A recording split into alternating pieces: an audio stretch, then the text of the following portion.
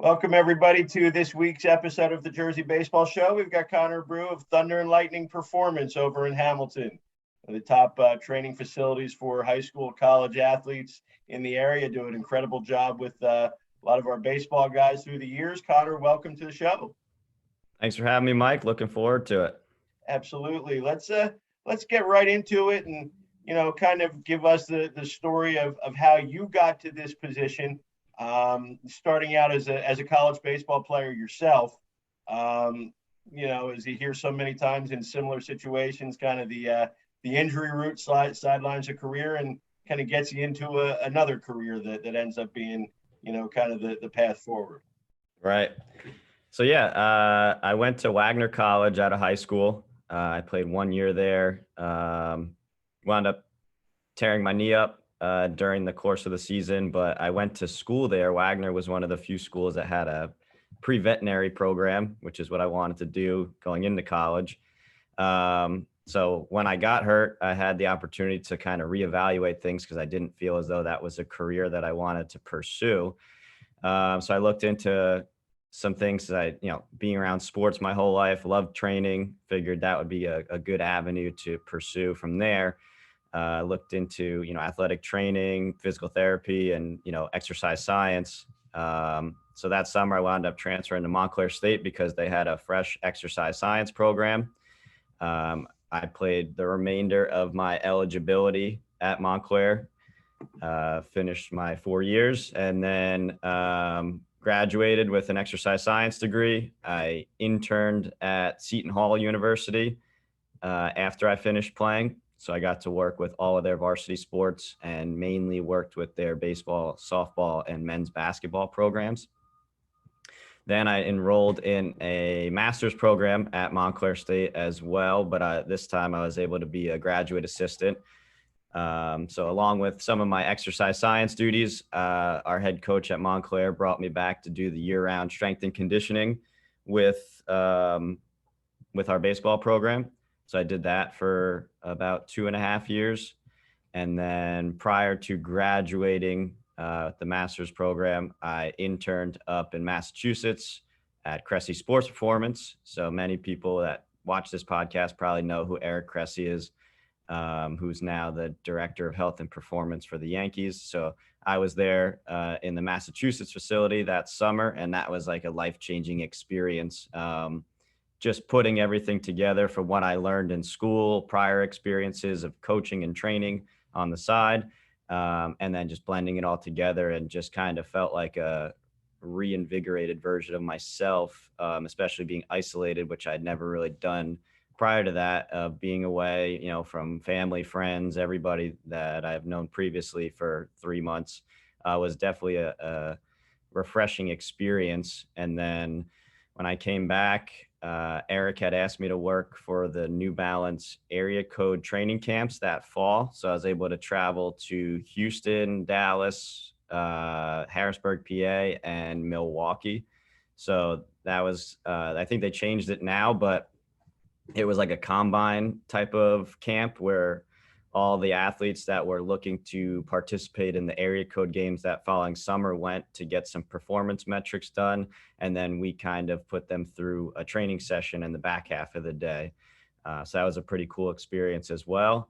And then I graduated my master's program that December, January. And then I came back here and started working in the Mercer County area at the old Game Time Performance. That was over on 130. That's how I kind of got introduced to you as well through an old friend of mine, Andrew Lissy. And I worked at that facility for almost a year. And then Game Time, as we all know, kind of went all their different ways. And it gave me the opportunity to start TNL. So I did that on December 4th, 2017. It's hard to believe it's almost been 4 years. I think COVID sort of skews the time for everybody. You had the experience of trying to grow a business through a global pandemic and really at a crucial sage. you've been fortunate. You've got a great core group of athletes that you've kind of developed and work with. What were some of the challenges of kind of dealing through that period and getting to a point now where you've really got everything back on track and ready to take that next step? Yeah. So probably the hardest thing was we had a lot of momentum going into the spring. We were growing that core group even more so than where we were. And we were looking forward to a really big summer as well, with a lot of the college athletes come back, and just, word of mouth with teammates or friends from the area. So everything just kind of came to a screeching halt, as we all remember. But the hardest thing, business wise, was trying to just keep everything afloat. But mainly within our community was keeping like the continuity and the group together, to make sure everyone was still at the minimum doing something on their own, under our supervision, to make sure we knew that they weren't just sitting on their butts playing video games throughout the entire lockdown. Yeah. In the beginning, it was hard to get people into our time slots that we had made available, and, doing everything through Zoom wasn't ideal. But as we developed some momentum there, we had two groups. One was, if you had equipment at home, we catered and tailored the program to what you had. And for everybody that didn't have equipment, that was our large group. We just did a body weight workout every day, and that one was actually probably the most gratifying one, because we had more people in it, and it was more of like a hangout session at the end for a couple minutes, so that everyone could just catch up and kind of BS a little bit. Human. Yeah. And then during the like midway point or so, we started an MLB The Show league with people at the gym. So that was a lot of fun to do. And, we to help support some other small businesses within the area, I purchased a couple of gift cards from them, and people who wound up winning our tournaments and leagues, I gave them the gift cards as the winners. And then as the weather started to get warmer and, restrictions got lifted that we could go outside, we started doing some outdoor workouts, mainly like speed sessions. We did them at Princeton on their like practice soccer field. First day we were on the practice football field, we almost got kicked off. We thought someone was calling the cops on us, and we were instructed to just go over to the practice soccer field, and we did that for almost a month and a half before we opened up outside in the back lot. And then obviously, we'll probably never go back to that. So it's cool to enjoy that process of bringing equipment inside and outside of the gym all day, every day, and, putting canopies up so that we weren't melting in the 100-degree heat on the blacktop. But it definitely built a lot of character for sure. And made you resourceful, kind of brought everybody closer together, probably ultimately, right? Yeah, it made like our TNL OGs, as I call them, people who have been with us since we started, but also, some kids who have also been here for 2-3 years now. It made that group stronger because they were all training together and in definitely unique circumstances. So that was a fun time, and everybody enjoyed it after like getting over like being around people again. That was probably a big hurdle as well. And then, last September we started going back inside, and, there's been transitions from wearing masks and smaller groups to being, super paranoid about disinfecting everything. And now, things are starting to get back to normal. And this summer definitely felt like normal again. Being inside the gym in what we call the sauna during the summer, and just having everybody inside and having less restrictions than we had a year ago. So it's kind of crazy to think how much has changed during the course of the year. Yeah. Now, you mentioned Eric Cressey, that, certainly was one of the big impacts on your life. And I believe he stuck you with a nickname. You're not just Connor, you're also the movement ninja. How did that come about? And, that really, to me, I always thought that was something that could just, it's like handing you a gift that could kind of keep on giving as far as your reputation. But where did that come from? And what is that to get, that attention from him is a pretty cool thing. Yeah, it was definitely random when he called me it. So at the time, it was like the back portion of the internship, and they were hosting the 3-day elite baseball mentorship, which was like one of their biggest continuing education programs that they open up for 30 coaches worldwide. I think we had people from Japan, the UK, college coaches all around the country come to it, and it's very baseball centric. So the first couple of days are mainly like presentations on like breaking down the biomechanics of hitting and throwing. And the last day was more of the training side of things. So Eric asked me to be the like demo for a lot of the baseball centric exercises that they program, like the med balls, the jumping, arm care exercises. So I think it was one of the jumping exercises. As he introduced me, he called me the house movement ninja. So it was completely random and definitely cool to hear. And one of my old college teammates, who's one of our pro guys now, it was like a year later, he was like, you should just start using that as like your alter ego, like professional persona. And Absolutely. I changed my professional IG handle to that, and it actually kind of blew up. I started posting regularly through that, and I got reposted by one of the like top uh, fitness equipment companies, Perform Better, and like overnight, I had 300 more followers. So that was Yeah. definitely really cool. Not a lot of people get their handles or gifted alter egos by Eric Cressey, I would imagine. So Nah, I might be like the only one.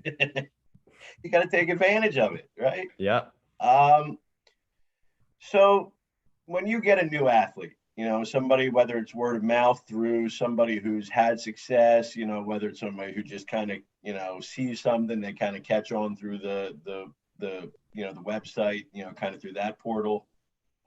Take us through the process of kind of onboarding them, because one of the things I'm always impressed with is, your ability to not be cookie cutter and like, hey, this is Joe high school student. We're going to give them the Joe high school program. What do you do with your new athletes? Take us through that process, and without going into too much detail and taking 3 or 4 hours of your time. What do you think about in putting together a program for them? Sure. So I'll try not to let my nerd show off too much, but so any new athlete, kind of like our initial thing is to, if they want to come in for a gym tour and check out, a group that's training and kind of see what goes on inside the electric factory, we'll do that. And then the next step, if they are interested in starting up a training routine, we have two options. So we do things in seasonal blocks. Each of those blocks are 13 weeks. So we have a fall, winter, spring, and summer block. The most optimal way is to come into our first week of the block, and that's a testing week for all of our new athletes or any athlete that may have missed the previous block. So during that, we'll go through mobility assessments, more in a general fashion, and we spend more time going over our performance metrics. So we have a baseline of mobility to kind of see what the athlete needs. Obviously with a sport like baseball, injuries are very high, or have a higher prevalence and are more unique to other sports where, like soccer, you're going to have more head, neck injuries and knee injuries for the most part. Throwing is probably one of the most unnatural things to do. And the overhead throw with the shoulder rotation is the fastest movement in all of sports, happens at thousands of degrees per second. So the goal is to not treat our baseball players and to get rid of that myth of like needing to be treated like a delicate flower, where we want them to, get bigger, faster, and stronger and move better at the end of the day. So once we have all that information, we'll take it into consideration for our programming and see what was presented with that individual, and see what they need to work on. But a big thing is creating relationships with all of our athletes and seeing what they want to do. Do they want to finish out their high school career and be the best high school player that they could be? Are they playing at the next level? Do they want to have aspirations to potentially play past the college level? And what are the steps that we would need to do to get there? And then kind of locking in all aspects of their development. So one of my personal goals is to eventually get a bigger facility and do more on the skill development side of things, but we don't do that right now. So we have to control, we can control. So are they physically where they need to be, mentally where they need to be? And then on the physical front, we can break that down in terms of like their body. Do they need to put on weight? Do they need to lose weight? And then are they more of a mobile athlete, or are they more of a stiff athlete? And then we're kind of, on the spectrum, are you mobile? Or are you very stiff? How can we move towards the middle for each of those, if you do fall into one end of the extreme or the other? Because at the end of the day, everyone thinks stretching, stretching, stretching. But if I'm moving around like Gumby, I don't want to do any more stretching at the end of the day. I want to be able to control my joints. So mobility, in my point of view, is the ability to control a joint through its range of motion. So I may be able to manipulate your joint to a specific range of motion, but you may only be able to move it, to a certain point, about 15, 20 degrees less than what you have. So we need to be able to get that extra range of motion on your own so that you have ownership of it. And then in terms of the performance side of things, we started doing things here and force velocity profiling, especially with the jumping and the speed metrics. Are you more of a force athlete that produces a lot of force, but doesn't really move well at high velocities? Or are you a velocity athlete that maybe takes a little bit longer to get going, but once you're moving, you move very well and better than most people? So like in terms of a 60, a force athlete would do very well for the first 10 to 20 yards, which is the acceleration phase of sprinting. But then they might kind of fade off, from the 20 to the 60-yard mark, somewhere in between. If you're a velocity athlete, it might take you a little bit longer to get going for those first 20 yards. But once you get going, you're going to pick up a little more speed than the force athlete. So how can we use our technology that we have here to identify those things and to be able to then group our athletes into certain categories so that they're getting the most optimal thing for them? And then, it's just a matter of how many times a week an athlete comes in to train, so that, we need to know what are our lowest hanging pieces of fruit, and we need to work on those first. If they're coming in less frequently, if we're coming in more frequently, we know we can space things out through the course of the week and create a more elaborate plan for them over the course of those 13 weeks. This time of year, kind of right in the heart of fall season, but right around the corner to, I don't say dead period, because there's so many indoor places now to keep working that there weren't when I was younger. But certainly kind of the slow down period and more the building up of your body period. What are some of the more regularly asked questions that you get from your athletes? I'm assuming there's going to be a lot of similar age people watching this, and probably have some of the same questions. Sure. So we typically get like, how do I improve my velocity? What are some of the factors? Got to be number one, right? That's I'd say that, and like, how do you put on weight are probably the two biggest things with our male population, for sure. But velocity is probably the biggest one. And there is no quick fix at the end of the day. Some people respond to other things a little bit differently than others, but you kind of have to have the like all-inclusive package going on to really exploit that and maximize your development. Another one is, how do I improve my 60, or I need to get faster?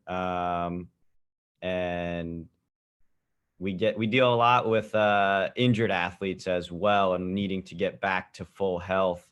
Mm-hmm. So, what are some of the steps that they need to take to get there? And we are connected with a couple local PTs. So if we're unable to facilitate their training, we'll refer them out so that they can then get healthy and then come back so that they can get back to their development.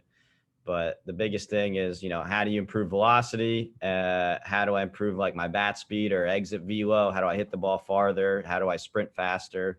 And how do I put on weight are probably our biggest questions with our baseball population. that'll probably never change, right? That's always going to be what's the best way to do that. Um, Moving forward, where do you see TNL kind of at this point? What do we see on the horizon? The things that you want to implement and get going in the near future. I know you mentioned obviously a bigger place and more skill development down the road a little bit, but probably not there yet. What do we see kind of the next 3 to 6 months? So during that time period,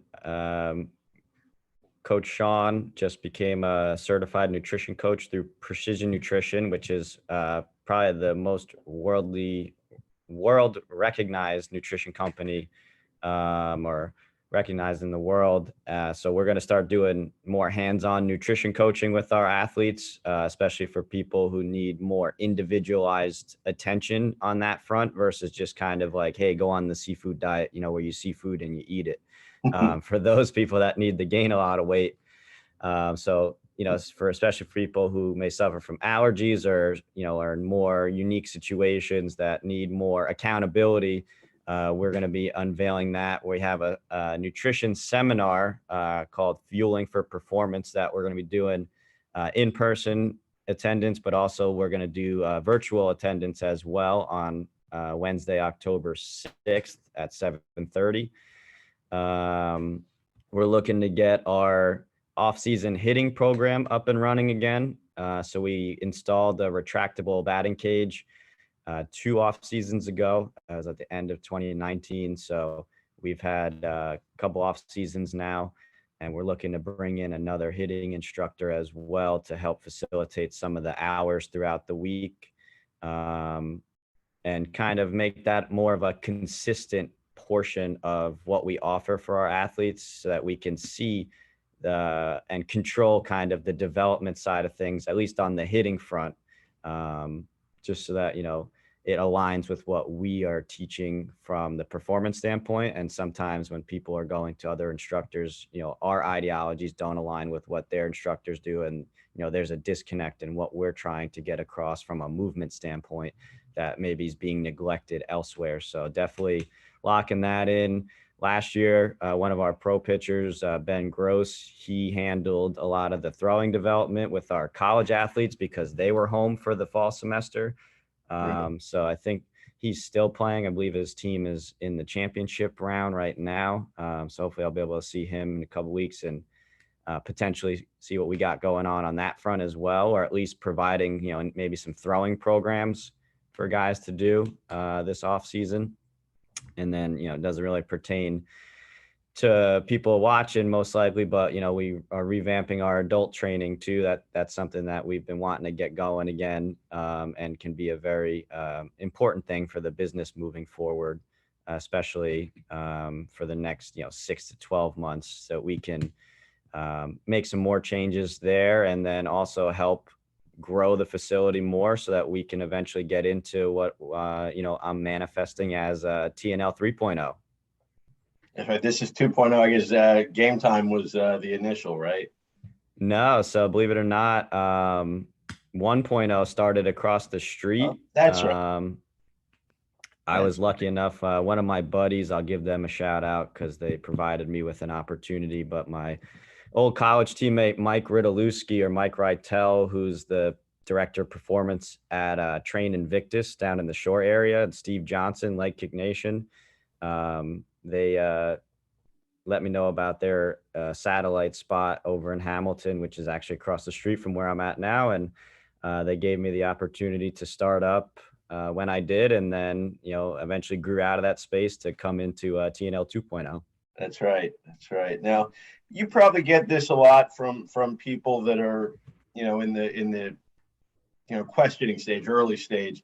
Why a place like TNL as opposed to a Gold's Gym or just kind of a Planet Fitness, kind of doing your own thing. Where does the where does the differentiation take place there? Sure. So we're believers in our community and our culture. So it's obviously more than just the X's and O's of training.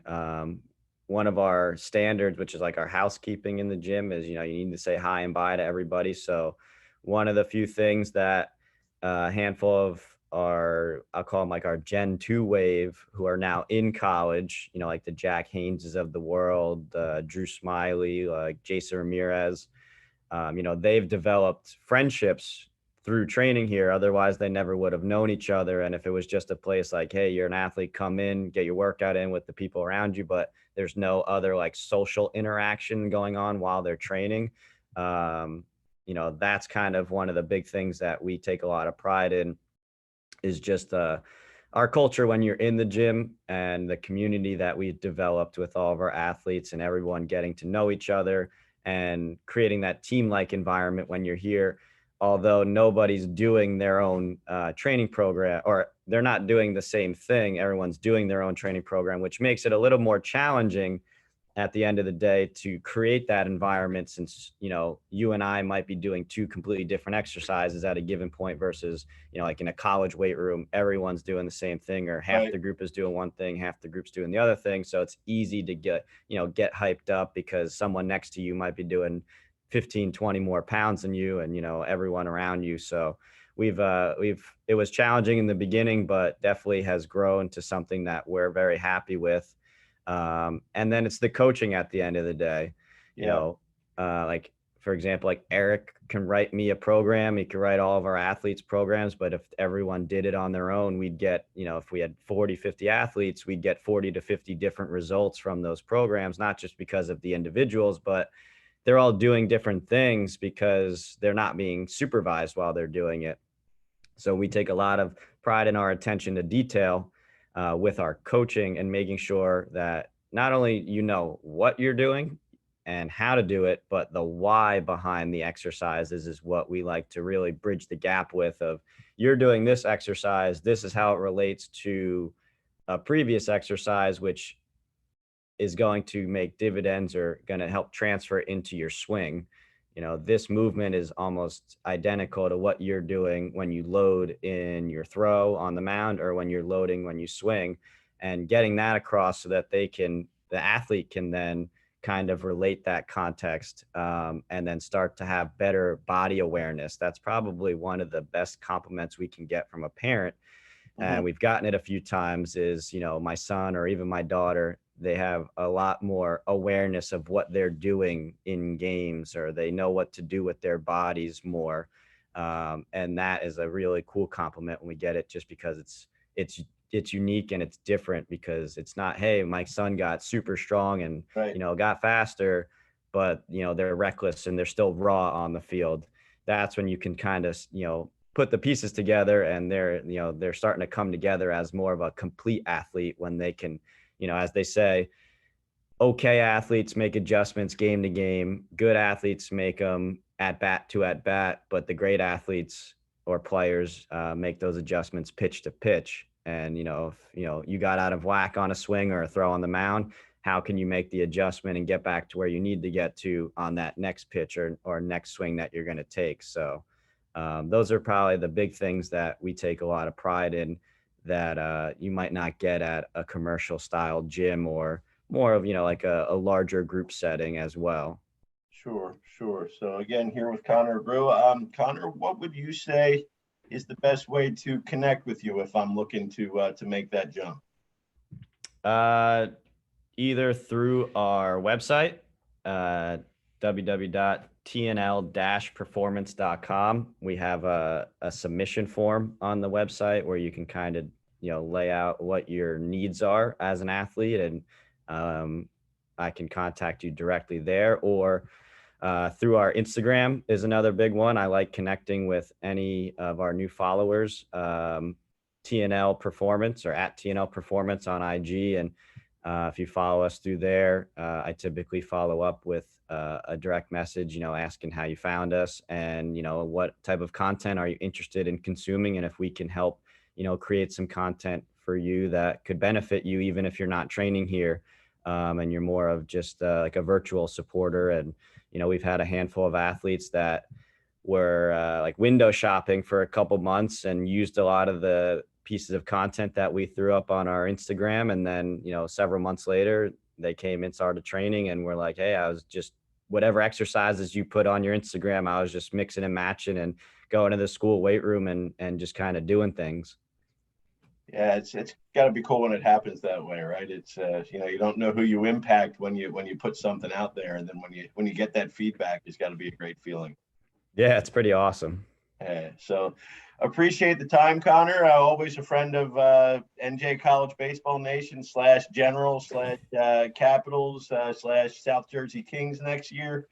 Probably want to throw in there that Jason actually did give up a home run to Jack this summer, which was probably interesting or fun for you, and probably fun for the guys in the facility the next time they both showed up. Yeah, Jack is Jason's daddy. and I'm sure Jason reminded him that he won the game, but I don't think it mattered at that point. I don't. No. Winning's important, but not as important as individual success, right? Exactly.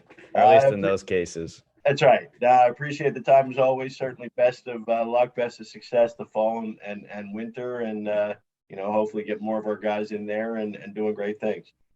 Appreciate the time, Mike. Thank you for having me. It's cool to do this and give back and just kind of talk about, how we can help athletes, moving forward. 100%. All right. That's all for this week. Again, Connor Abreu on the Jersey Baseball Show, and we'll see you down the road. Have a good one, Mike.